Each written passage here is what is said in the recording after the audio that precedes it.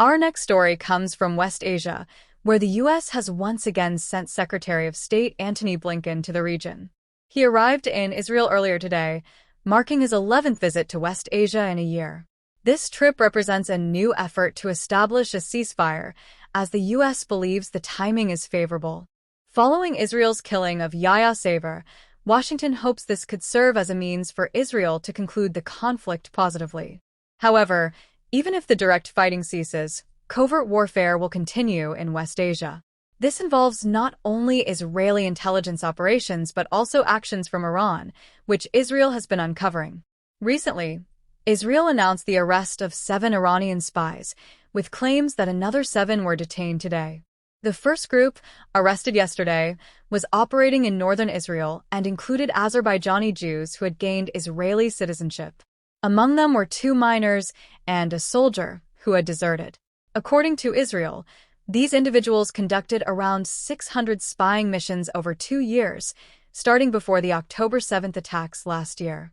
Their tasks involved gathering intelligence and photographs of sensitive military locations, all of which have been targeted by Iran or Hezbollah.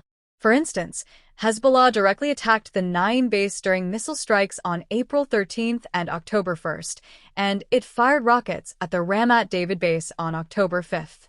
Just today, Hezbollah targeted the Glot base, indicating that Israel's adversaries are well informed about these sites. Israel attributes this intelligence to the spies, who were allegedly guided by 2 Iranian agents operating through a Turkish intermediary. The spies received missions and materials, with payments made in cryptocurrency or cash.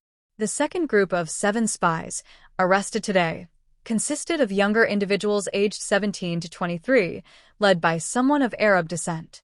They also started with smaller missions like setting cars on fire and progressed to more dangerous tasks, including an attempted assassination of an Israeli nuclear scientist. This group was detained in September and formally arrested today. Both spy groups are now facing trial, charged with aiding the enemy during wartime and conspiracy to commit terrorist acts. They could face severe penalties, including the death penalty or loss of Israeli citizenship. It appears Iran is learning from Israel, actively recruiting intelligence assets and conducting long-term operations.